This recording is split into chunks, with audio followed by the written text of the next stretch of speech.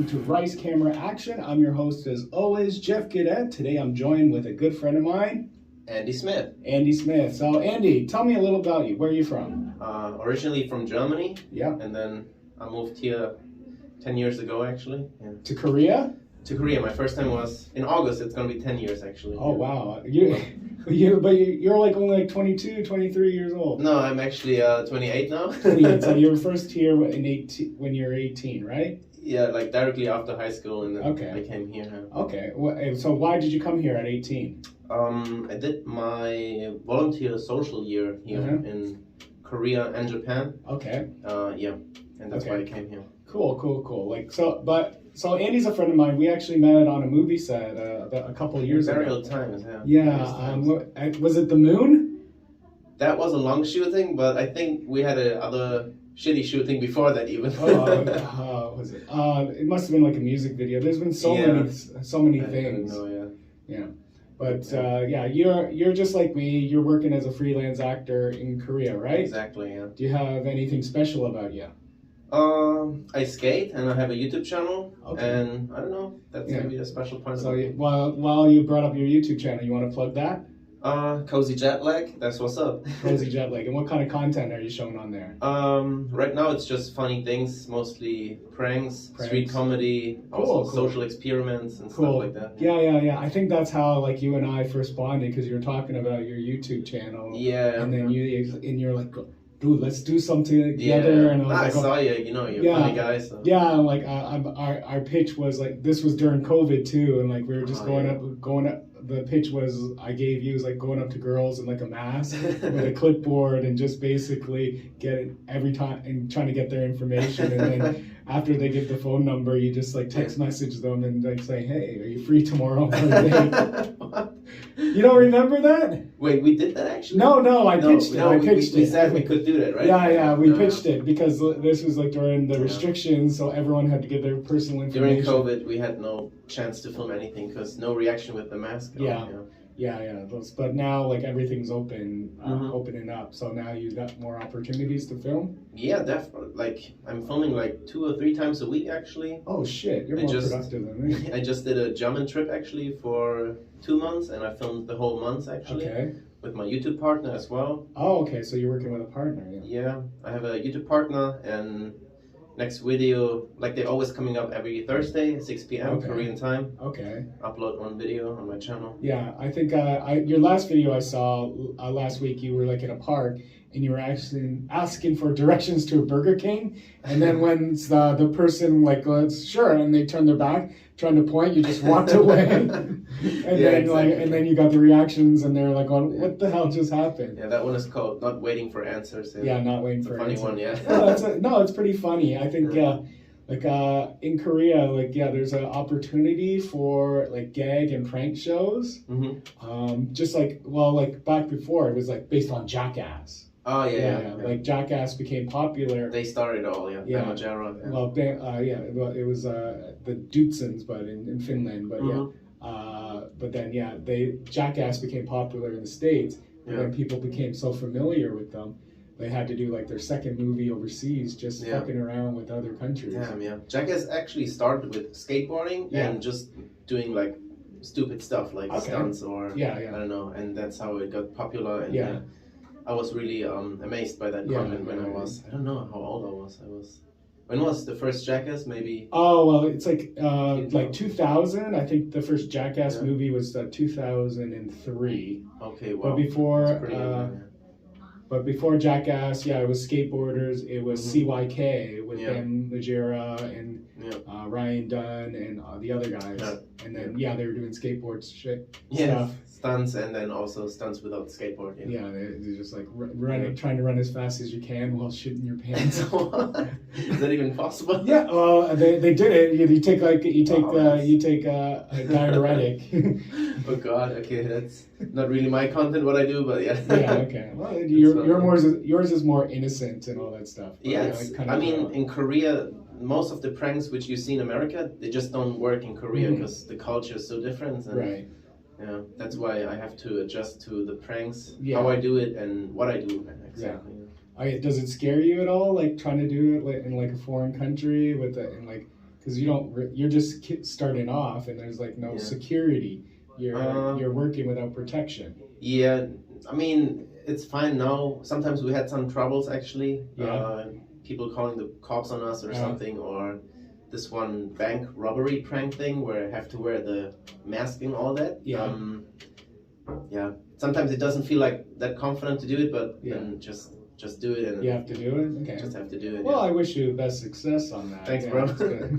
And possibly we could collaborate. Yeah. Definitely, yeah. We talked about that while we were shooting for the moon, and yeah, definitely want to put you on the screen. Yeah. Well, yeah, man. I wanted to work with you the fall last year, but you said sorry. I'm in Germany. Oh yeah. The German trip started. Yeah, so that's when I had to wait for you to come back. Yeah, actually, this was scheduled for last year. Yeah. You were one. I was thinking about maybe you was one of the first ones, but I think it's better off now because when I first started, I was garbage. Now I'm more comfortable. Yeah, we can just improve. Yeah. Well, the first couple episodes, it's just it was just the repetitive question, what do you do? What's the best job? But now I've gotten the hang of it. Nice, now I'm used to actually working and going off the interviewee's mood and then the questions. Okay, but but you also said you're a skateboarder. Skateboarder, yeah. Yeah, so tell me about being a skateboarder in in Asia actually. In Asia, yeah. Because you did it in Japan, you told me. Yeah, I was in Japan, Hong Kong, Macau, and Taiwan. China a little bit, Shanghai. Yeah. What's the for scene skateboarding? Like? Yeah, what's the scene like? Let's talk about the scene in Korea first, because that's where I skate mainly. Yeah. When I skated here first 10 years ago, then was very small scene. There were only 3 skate shops, and not many people were skating. But the people who were actually skating, they kept skating. It was not beginners. It was people who did it for a long time. So when you did show up, people were the same level as you, or did you show up as the king of the mountain? I mean, in Germany, in general, the skate level is a little higher than in Asia, I would say. Yeah. I mean, these days, because of the Olympics and all that, SLS, Street League Skateboarding, Japan is really, really big in skateboarding. Yeah. But when I came here first, it was, people haven't seen some tricks what I did. Right. For me, it was normal, but for them, it was wow. Yeah. Some beginners, but now the level is rising up. Yeah, because Seoul is it's a big city, but it's very crammed. There's lots of buildings. I don't see many places that for a skate park can go. Oh yeah. Yeah, even just with ramps or ramps and stuff. Yeah. Yeah, even a little pool or whatever. Yeah. There are skate parks and stuff, but I'm more a street skateboarder, so I don't go to parks that often, but just for practice, sometimes I go. And when I first came to Korea, I was actually not in Seoul. I was in Bundang, which is under Seoul. I know you know, but just saying. And there was this one spot at Soyeonyeok. And luckily, that's the biggest spot in Gyeonggi-do, I believe. So, and it was 20 minutes from my house. So. In the first 3 months I was in Korea, I made so many new skate friends never before in my life, and that's how I also stuck with Korea, because the people in the skate scene were just so friendly and so easygoing. Not the average Korean, they were more open-minded. So that's how I really started to and loving the culture. Have you been able to make any money doing it? Skateboarding? Yeah. I mean, I did some sponsoring here and there, some supports. Sometimes it's not money, it's skate stuff, products you get. Or also, now in Korea that I'm a freelance actor, I also do skateboard advertisement for several brands. Yeah. And there's also the skate teaching. Yeah, here's a question too, because because we both work freelance, and often there will be a posting for a special skill, and I'll see looking for a skateboarder and all that stuff. Oh yeah. But the people that apply for this, they're very amateur, I feel. Yeah, it's happened to me several times for several brands actually, that they were looking for a skateboarder. Yeah. For example, LG or someone, not naming all the big brands, but the stuff I had to do at the shooting, basically anyone could have done it who can ride a skateboard. Yeah. I did some tricks, but at the end they didn't even put that in the advertisement. I don't know why, but yeah, they don't really need a skateboarder if they say skateboarder. Yeah. Oh, okay. Yeah, because well, I can ride a skateboard basically with the skill. Yeah. And I wear like kind of like skateboard clothes, so I can fit the role. Yeah, but I've like been on shoots. You said LG. I've been on a Samsung shoot. Samsung shoot. Yeah, yeah, and they've been. Well, what the anecdote that I have is like, oh, they hired a bunch of like teenage, like early 20s, like late teen people to play basketball, and there was about 10 of them, and only one of them could play basketball. Oh, what? Yeah, like some of them were from like Brazil, and they're like I play soccer, right?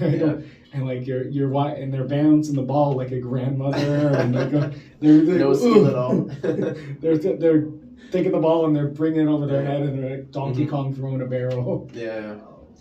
Yeah, I mean, it really depends on the shoot what they do, but most of the time it didn't have to be that good. It's not the talent, sometimes it was quite difficult what they wanted. So do you feel like it's more image more than talent in that case? In that case, yes, but I had like 2 or 3 shootings, and they actually wanted like very crazy tricks what I should do, and then like a rail grind or they just they don't know, like jumping from double set or something, but sometimes they don't really know what it means to land a trick. Yeah. They think, because on SNS they always see this one trick, it takes 4 seconds, that's it. But sometimes you need 40, like 50 tries. A kick flip or... I mean, not in flat, a kick flip like downstairs or over something. It could take up to, I don't know if it's like super technical and difficult, it can take up to the whole day, or maybe you don't make it that day, so you need 2 days for filming one trick. Right. They expect you to do everything first try, and that's not reality. It actually takes a long time to land a trick. Yeah, because I didn't skate well myself, but like, I had friends that would, and like when they were recording, they would have to do a trick like 5 or 6 times just to get the proper angle. 5 or 6 times is not bad actually. Yeah, but like also like they've done it a couple times and like just trying not. Because they like trying to do it and they landed perfect. Yeah. Because it's almost like gymnastics, right? It has to be stylish, otherwise I'm never using it. Yeah. In general, yes, but in the skate scene, it's everywhere pretty much the same. They open-minded and nice. It's just you have to have like the same mindset or stuff like that, and then you can get more like true friends or something. Right. Yeah. Because there is a mindset too. Like everyone's trying to have fun, and like it's not like. You want to see someone nail like a good trick. You're not like it's not like competitive and judge and like people don't get jealous on that scene. No, not in the. I mean, we hype each other up, and we want that someone lands a nice trick. It's good for everyone, and keep pushing. But I think what you mean is like when you skate with certain people, they challenge you. Maybe they better or not or something, and then you get better, and then it's a good session. I really like that, but I skate pretty much with anyone, like also beginners and stuff. Well, like with other, have you ever gone bowling with Korean people too? Bowling? Yeah. Like if I went to bowling? 10 pin. Yeah. I did that like. Some birthday party or something. Yeah, but it's very different from like when I would go bowling back home in Canada. Like it's very competitive. Okay, so you go there, you get like a spare or a strike, and you're like going, hell yeah, suck it, and all that stuff. Like going, who's the best, and you're high fiving all the people on your team while you're like you're going DX suck it to all to the people you're playing against. But in Korea, like every time you throw the ball, you knock over a pin, everyone cheers up like, oh, high five, and you have to go high five. Yeah, even if you miss, they high five you. Yeah, it's like, don't worry, high five. Yeah, so I think maybe that's similar to what you're saying with the skate scene in Korea. Yeah, but I had that feeling when I first came to Korea actually that all the Koreans, they kind of stick together and they helping each other. You know, the first week I was in Korea. I was in Bundang. First time I went to the supermarket, someone lost their phone on the ground in the supermarket. Yeah, and basically in Germany, you pick it up and probably you're not giving it back. That's like, you just steal it, right? Yeah. In Korea, I mean, I gave it to the supermarket guy and I told him, hey, I just found this. I couldn't speak Korean at all at this time. So I just told him like with a Google Translator, hey, I found this phone, it's not mine. I just give it up. This happened pretty much all the time, but I've never seen someone stealing something here, you know? That's so rare. And basically it's not really there, right? Yeah, so that's really, I felt like the people really sticking together. And I've had the exception of that phone thing. I've had my phone stolen like in Korea? In Korea 3 times. But where was it? Like late at night, or? It was at night, yeah. Okay, different people at night. I think. So I mean, whenever I even went to like get a new one or ask for a track, I have a LG plan, LG Plus. They're like, oh, your phone's halfway to China already. Oh my God! Okay. Yeah. So it was maybe someone from there. I don't know. Yeah, and then it was like stolen. One time it was like stolen in a club too.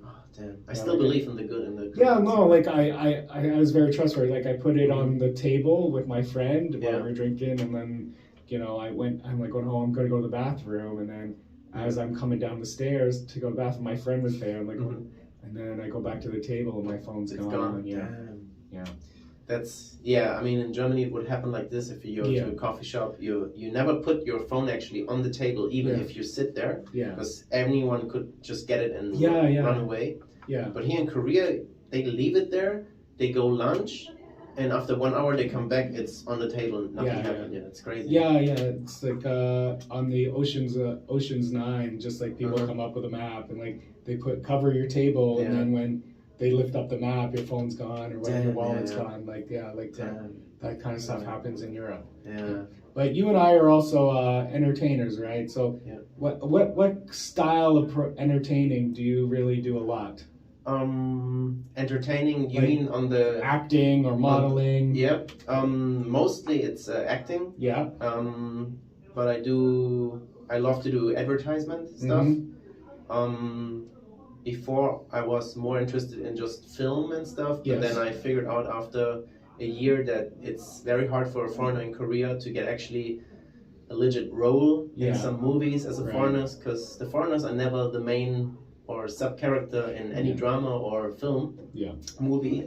There's only like 10 people that are really recycled a lot. Exactly, and then they're like super famous and getting this role. But the thing is, for foreigners in Korea, you cannot focus only on film. You have to be open to pretty much any content, and also like YouTube. Is that why your YouTube content is it? The YouTube thing, actually, I wanted to start way earlier, but then I never had like a friend who was willing to film that, because all I had was skate friends basically, and then we just skated around and filmed skateboarding content, and I wanted to make like funny content, really, you know? Yeah, of course. And sometimes they filmed it, but then it was like 2 crazy pranks, so I couldn't upload it because I didn't have permission or anything. Okay. But like going back, it's hard, being a foreigner, like an actor. Modeling's not that bad because it's just your face and you just happen to move or...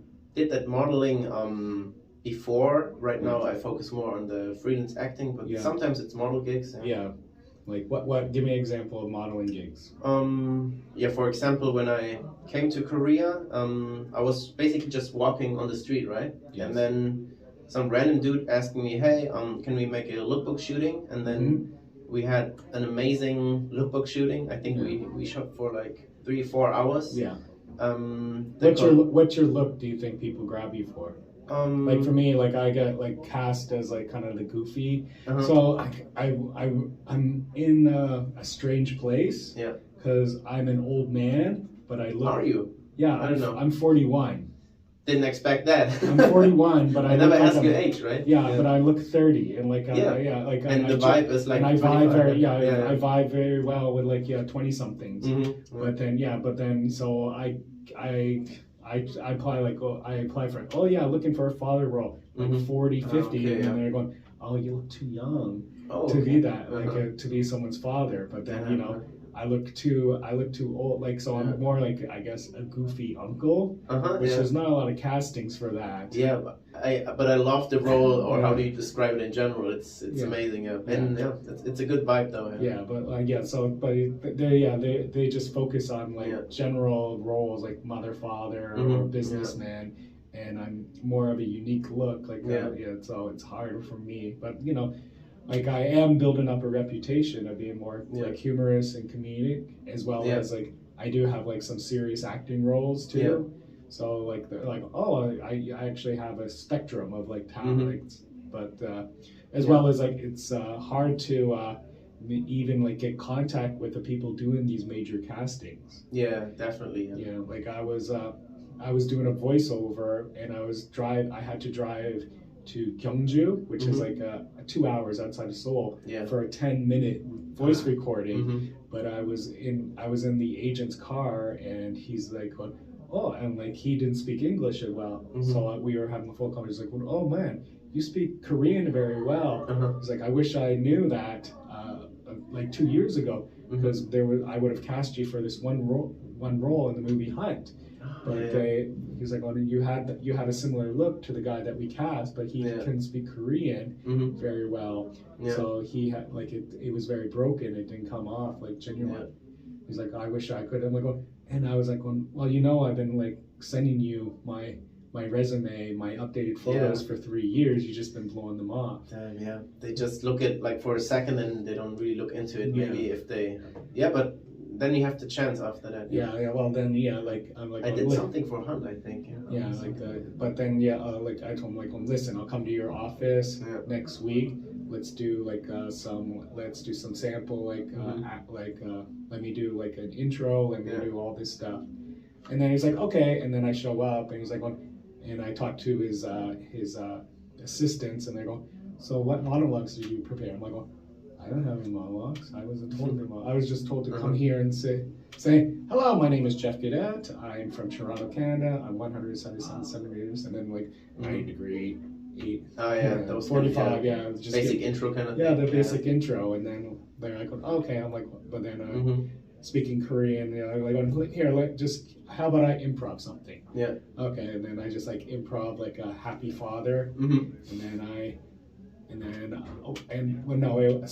improved a happy boyfriend, and then I improv like an angry father, like grounding their child. They're like, oh, you're pretty good. And then I just sat in the office doing like Korean stand, like they're telling jokes for like 60 minutes while I charged my phone. But they don't a lot of the agencies don't realize the talent that's out there. I mean, you can do so many various roles and stuff, but it's hard if you send your com card or something like this. It's hard for them to imagine that, but they have to give you a try at least or something, and then it happens. Well, I guess what I'm going to bring it to now is what's the problem that we have, and while we were walking here, is now the companies that are doing a lot of the casting, they're just hiring students. This is my pet peeve this month, because like they're like these places are hiring, they're paying like half the amount, but they're hiring like students and like and even like tourists that just they want the Korean experience, and but it's also really harming the whole industry. I heard some students actually doing it just to be mentioned in the credits. That's so wrong, and it's so hurtful for the whole industry. It's crazy. These companies are just taking advantage of like temporary employment. They're ruining it all. They don't even. Some of them they don't even end up paying. Because it's illegal to. It's illegal, and like the students can't. There's no way for the student to get that payment. But like these students and these foreigners just taking the job to be mentioned in the credit, it's really lowering the rate that companies are paying. It's a disaster. Especially these days, the numbers are so low. I've never seen lower numbers like that. But like there was a posting for 90. Oh, it was like God. Today it's 60 minutes, I was 6 hours for 9. Stop sending memes. Stop sending memes.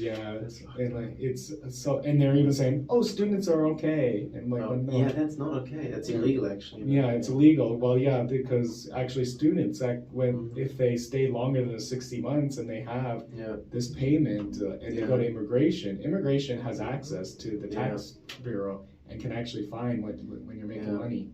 Especially if they don't get cash, if they get like bank transfer or something, and then they have to pay fine. I think it starts 1.7 million, 2 million, fine. If you like 1 second in some thing, and you have the wrong visa, you pay the fine. Oh, there was last year. There was a YouTube channel, and they were basically just casting off Craigslist. Yeah. And they were like, going, okay, come in, and we'll give you like $50 an hour for like reactions about eating food or watching like culture or going to a place. Fun day for the students. Fun day for the students. So these students, they did that, and then they got paid $200. But the production company wasn't actually paying the taxes. Oh yeah, of course not. Students, so they got busted by the tax bureau. Yeah. And then they just gave up all the students' alien cards, and then when those students went to renew their student visa, they get slapped for $2 million. They're going, I got to pay $2 million for a $200 job. Oh my God, yeah. Yeah. So. It's also the E6 visa. Yeah.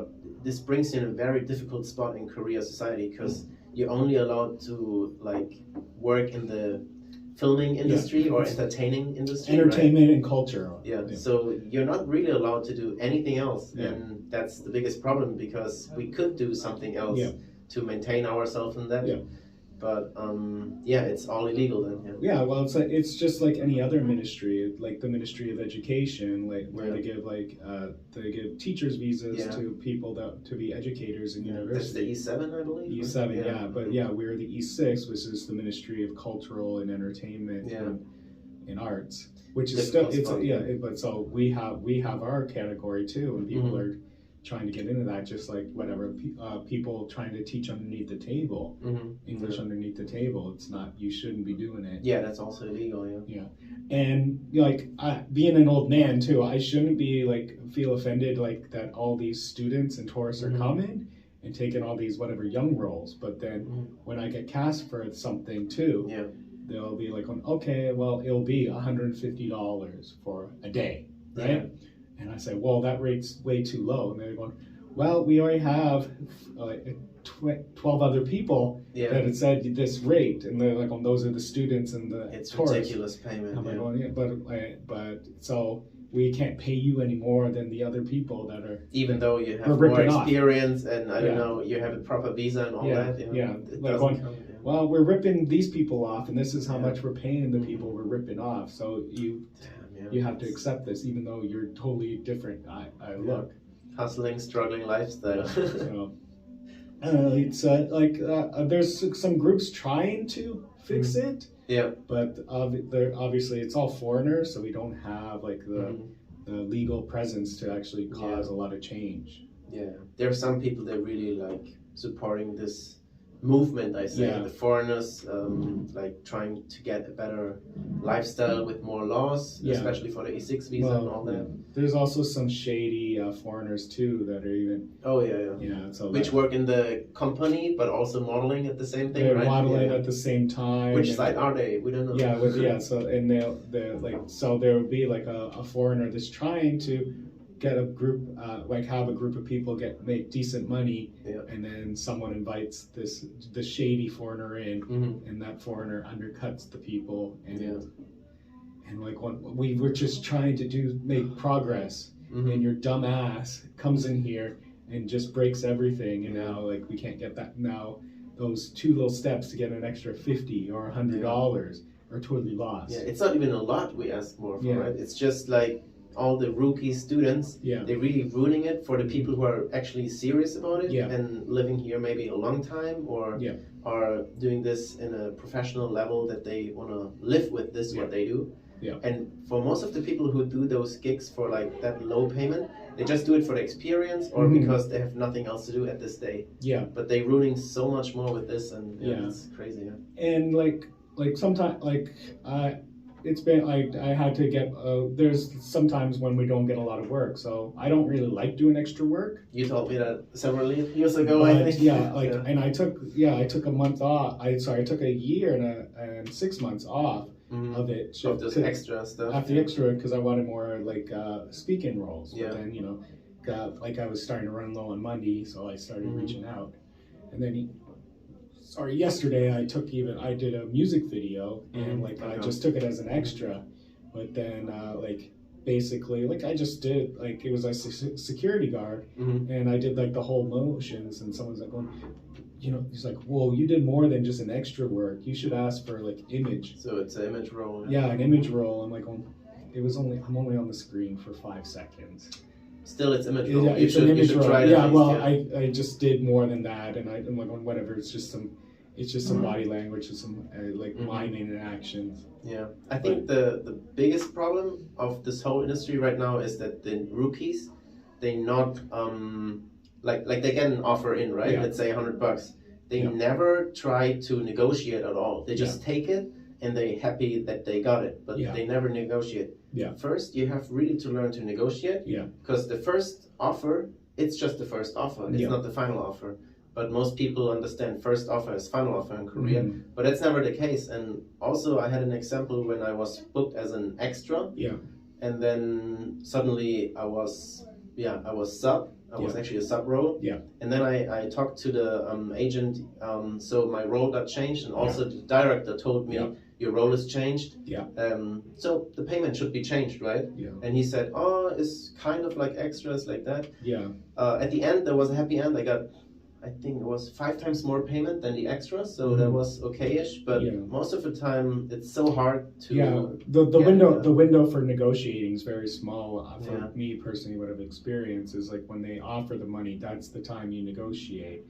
And then, but then that will be like a week before the filming, and then 2 days before the filming, then they'll send you, the scenes or the script, and you find out, okay, I'm not this. I'm actually a key member of this, and and they're going, hey, I should get more money, and they said, sorry, the budget's already been submitted to production. There's nothing I could do. Or you show up on set, and like you really because they've been up all night actually finishing writing all the script, and they've added a couple scenes in. It's so chaotic here, and sometimes I can't believe it, but sometimes they casting people in the afternoon the day before the shoot.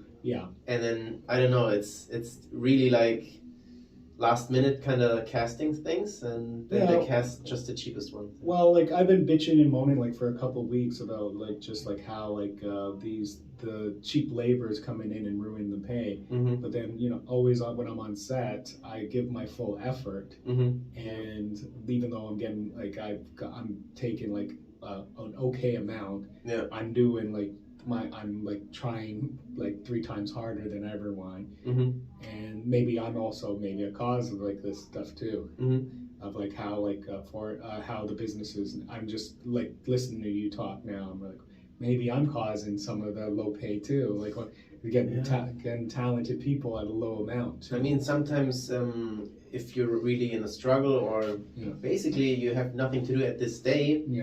And then it's basically just a decision, okay, should I go, have a little money or not? And then most of the people, they just decide, okay, let's go. But at the end, it's very harmful for the others. Because once the agencies know, okay, we have now those 100 people in the group, and they do literally anything for the lowest payment, and they never negotiate, those are the extra people.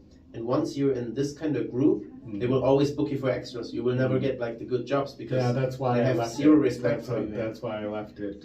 And that's actually a good decision. And I also left it from this year on. I didn't do any extra works. And now I got only advertisement and stuff. And that's actually, it's an okay payment. And I can negotiate the price. And they take me serious. And they also ask like closing size and all stuff like this. If they ask you like that, then oh, okay, they have a budget. It's a good shooting. There's a good way to also put this later in your portfolio and stuff. Like it's a portfolio. Like it, like at least I'm trying harder, and then it's actually gonna. I could use it in my portfolio and say, oh no, I could like lie like no, I got paid more twice as much because I did twice as much effort. Also the other thing, and that's also culture based. You do it sometimes, and I do it also sometimes. Just speak out and tell like, hey, this is not fair price, or hey, this shouldn't be like that. You and me, I think we're the only ones almost. There's like 5 more other guys who sometimes do that. Sometimes we're actually successful, and they like put the payment a little up, but most of the time I'm blackballed a lot. Yeah, most of the time we land on the blacklist, and then we never book one this agent again. But like the places that do hire me, like it is like they're always like repeat customers. So but the places that have blacklisted me, it's been like they were only going to use me once, or maybe, and just try to squeeze as much money out of me. Try to take as much money and then try to wait for the next sucker to come along. Yeah. So I'm fine with it being cut off of that. I become comfortable with shooting myself in my foot and not getting money. Yeah. Now my management is telling me that the most important thing in Korea is not to make a noise when you work, and the noise means you should never like stood up for your rights and stuff like that. But it doesn't mean exactly you shouldn't do it. It's just the way how you do it should change, and that's very tricky because some of them they don't speak English, so you have to do this all in Korean. Yeah. And finding the right words as a foreigner, it's difficult. I mean, now I speak Korean, but of course it's not perfectly, and especially when it comes to negotiation and stuff like that. I'm limited by words, I would say. Well, there's like some shadow agents that don't really show up. They just collect money.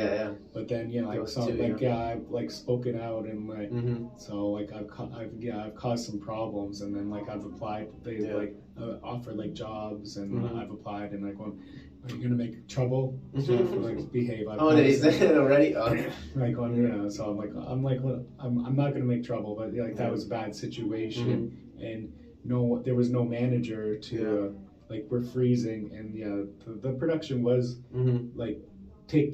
wasn't like considerate of us. Yeah, they were focused more on just like trying to keep like the one talent.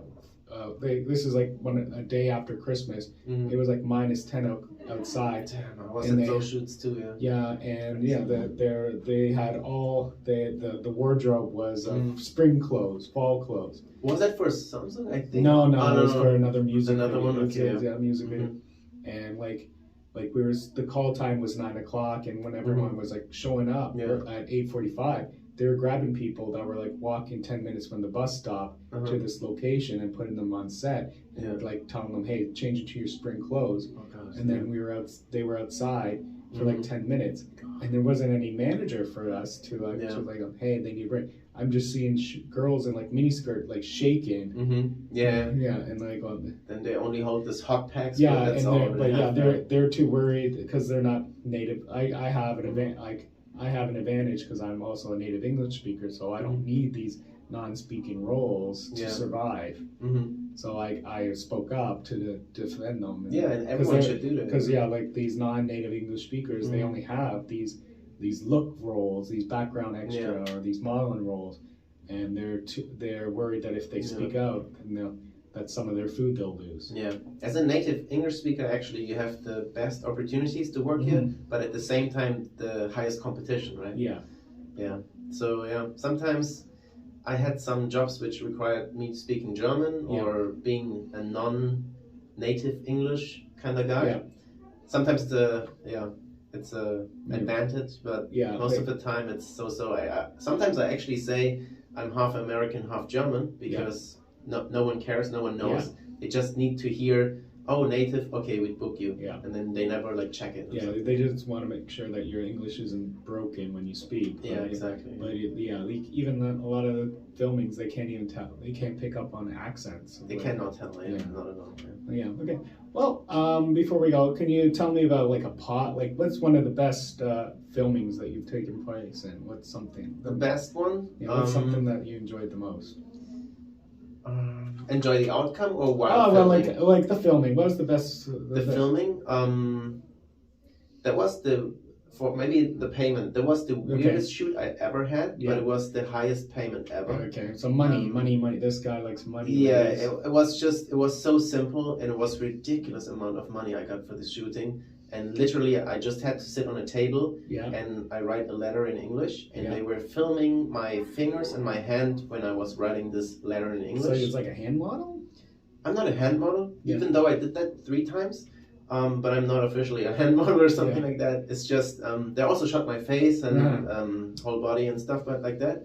but that shoot was so easy, and I don't know why the budget was so crazy high for that shoot, but so that was fun, you know, and then money-wise was that fun, but the shooting itself was not like, I don't know, like challenging or anything. Other cool shootings I had this boat shooting where I had to wear golf clothes, and then I was riding actually a boat. Yep. And I saw that. Like you saw that one? Little yacht, and like one. It looked like a fishing boat. It's just like a little fishing boat, and you're like drinking champagne. And I'm like, well, eating fruits on the fruits, boat. And like, okay, it's just like a little fisherman's boat. Yeah, it's a new boat company or something, and it's like a luxurious boat. I don't even know. I think if they took the top off that, it would have been much look better. Cooler. But I was happy that they have a rooftop because I was wearing golf gloves and clothing. I mean, and then I'm speeding up and the wind is coming. It's freezing because we were filming that for. I mean, the product is coming out for this summer, but we were filming like in November, December, I think. So it was freezing cold.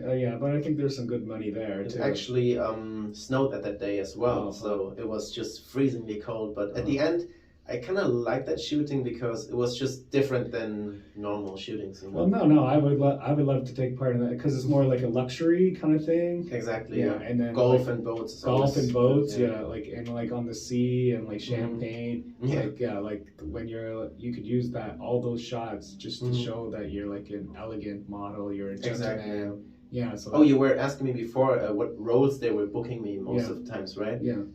I was hoping when I came to Korea they booked me only for the sports gigs and all that, and I had that in the beginning. Yeah. But then it got less and less, and now I have various characters I think in my face because it really depends on my hairstyle. I figured out. If I put my hair to the back, I look serious. If I put it up more front, it's nerdy. Yeah. If I put to the side, I look like a normal Western kind of guy. Yeah. So I can adjust to those rules. He had to take a 5-minute break before we filmed just to get because he didn't know what kind of hairstyle he wanted. Exactly. But at the end, I didn't do anything. I kind of spring the whole video aspect on a lot of people. But it's I like it raw. I like it natural. I mean, I go skateboard later, so I didn't want it to style anything. Right, so it's just a shoot. Well, thank you very much, Andy Smith. Anytime, can you plug your social medias? For skateboarding, it's Private Jetlag, and for my YouTube account is Cozy Jetlag, and my model account is Just Jetlag with 1G.